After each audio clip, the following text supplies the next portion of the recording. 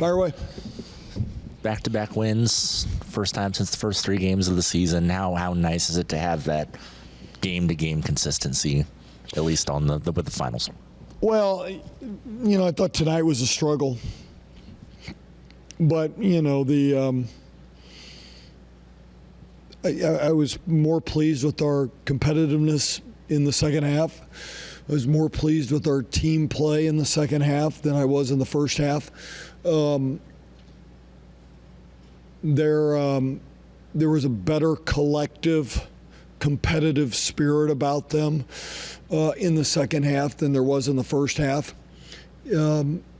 So yeah, I mean, we're once again, I think Houston does some things that give us problems, and they play a style that we can get into that isn't our best basketball, And we have fallen into that trap a couple times now in the second quarter of where we have fallen into their style of basketball, and that has been too tempting for us to not get into. So their style has gotten us into a game that really we're not as good at. So give them credit for that.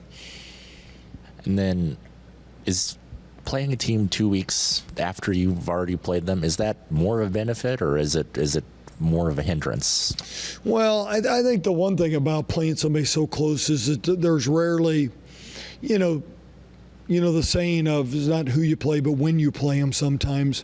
When you play so close together, it's not so much that the teams are different, unless there's injuries or something. It's not like they've put more stuff in. They didn't. There wasn't much that they hadn't done that we hadn't seen, but vice versa, there wasn't much we did that they hadn't seen either. So there were very few adjustments, I felt like. We wanted to control the ball better than we did in Houston. We did that a little bit better. We obviously shot the ball better in the second half tonight. But, I think the 2-week gap, the teams are pretty similar right now. And then kind of the bump in offense for you guys in that third quarter, is it just bumping it up on defense a little bit and that turning into offense, or what kind of led to that spike? I thought there was just enough team play in that stretch. I thought our spacing was better. I thought our dribble use was more efficient than it was in the first half. And then I thought when we got downhill, we were stronger than we were in the first half. Once again, I want to get back to, they get you in a style that we're not necessarily good at. We're not great one-on-one players, but they put you in a style of that way. And we made enough plays one-on-one in that stretch. Taryn made some good plays. Gina made some good plays. I thought Nastia had a really good second half. Tess had a stretch there where she was good. So we didn't play great tonight, but we played just good enough. The youth of this team's been well documented. Just what are you liking at this point in the season, and just what are those things that you're still looking for in these next steps over the next month?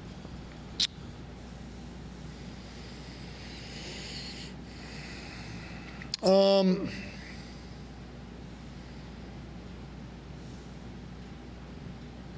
like the fact that we're getting different contributions from different players. You look back during this week, we've had Ramaya White play a really prominent role. We've had Tess Heel have good games.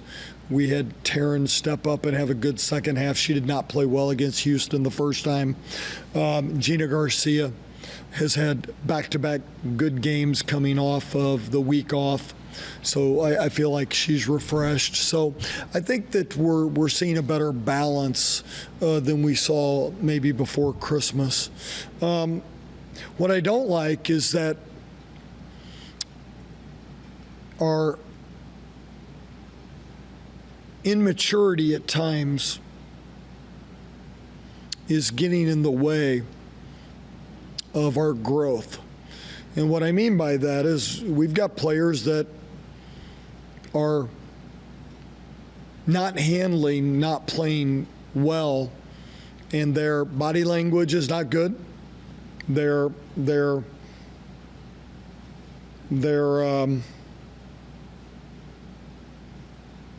thought process is too me about their disappointment in how they're playing, and they've got to handle that better. Because for me to put them back in the game, I got to have more team thoughts. I've got to have them constantly thinking about the team. They can't be in their thoughts about that they're not playing well. This isn't about them. This is about the team and what they can do. There are going to be nights when you don't play well. How can you help your team play better? And we still have too much of that inconsistency. They're immature that way, and they've got to grow up.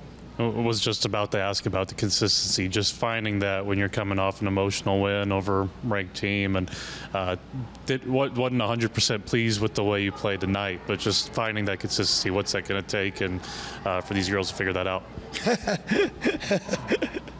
Boy,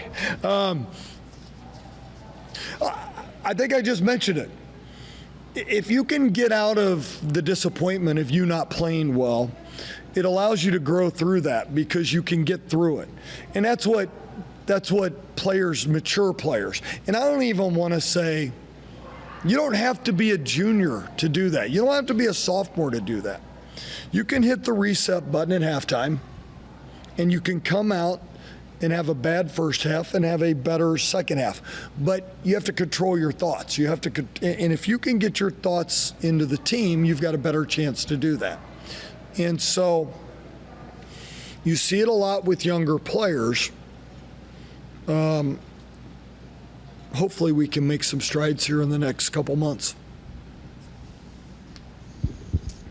Coach, Kendall Hunter went 5 for 9 from 3. Is that something you kind of look at with when you play that 2-3? Is that something you thought about changing up, or do you just think, how could you have contained her better?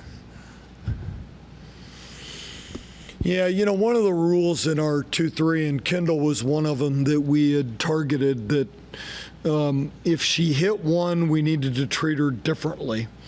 And we didn't do that well enough. We did go man-to-man with about 3.5 to go. They drove us pretty hard, got to the free throw line. Quite frankly, Houston is a team that you need to be able to play zone against unless you can control the dribble. And they're really good at bully driving you. They've got good drivers. They've got good players that get to the free throw line. So we just needed to identify who was hot at that time, because Kendall is a good player. And she didn't come into the game shooting the ball well from 3, but we knew that she was capable of, and we just needed to adjust quicker out there. Another question, with that press, do you see it more as a tempo strategy or to force turnovers? And then is that something we'll see more in the future? Yeah, it's a little of both, and I didn't like our reads in that in the stretch where Houston was really good. We have it in there to do both. In the stretch that Houston was hurting us, we were allowing too many direct passes, and we were supposed to be matching up better there. But we also have that press in there where we're going to gamble more. In the stretch that they hurt us, we just needed to play it a little bit better. That's a work in progress, though. I've got to coach it better. I've got to get us to understand that better. We've been doing it now for a couple weeks, and we're getting better at it. But there was a stretch in this game where they were making us pay. You're coming up to a rivalry weekend. What kind of a statement would you like for K-State to make on Sunday?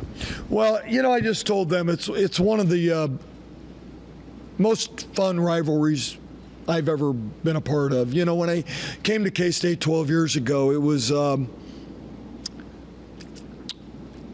was excited to be a part of that rivalry because it's in every sport, and it's such a fun, competitive rivalry. from football to baseball to volleyball to basketball to all of our sports. And I think the state does a good job with it.